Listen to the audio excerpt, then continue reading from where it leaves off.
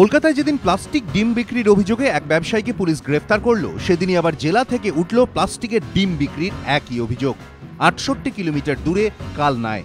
এখানকার নন্দগ্রামের বাসিন্দা নিতাই বসাকের অভিযোগ, শুক্রবার বাজার থেকে কেনা ডিম রান্না করতে গিয়ে তিনি দেখেন তাতে হলুদ রঙের কুসুম নেই, সবটাই সাদা। অভিযোগ সেদ্ধ করার পর ডিমগুলি রবারের মতো হয়ে যায়। ডিমটা ভাজার সময় তখন মা দেখলো যে ডিমটা পুরোটা হচ্ছে সাদা। তখন আমি মাকে বললাম যে ডিমটা তুমি ভাজো। মা ডিমটা যখন ভাজলো, ডিমটা ভাজার পর আমি খাবারের সঙ্গে একটু মুখে দিয়ে যখন আমি চিবোই দেখি ডিমটা হচ্ছে পুরোটাই আমার রাবারের মতো লাগে। দেরি না করে ডিম নিয়ে মহকুমা শাসকের কাছে অভিযোগ জানান নিতাই বসাক। মহকুমা শাসক জানিয়েছেন, এরকম অভিযোগ কালনার অন্যান্য জায়গা থেকেও আসছে।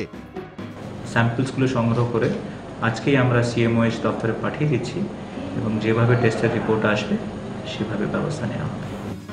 কয়েকটি অঙ্গনওয়াড়ি কেন্দ্রে শিশুদেরও এই ভেজাল ডিম দেওয়া হচ্ছে বলে অভিযোগ।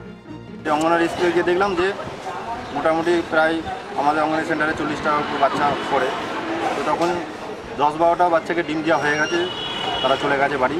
প্রায় 30টার মতো ডিম পড়েছিল। সেই ডিমগুলোতে গিয়ে দেখলাম যে একই ডিম, পুরোটাই সাদা একদম। মহকুমা শাসক জানিয়েছেন, ডিমগুলি পরীক্ষার জন্য ল্যাবরেটরিতে পাঠানো হয়েছে। রানা দাস, এবিপি আনন্দ, বর্ধমান।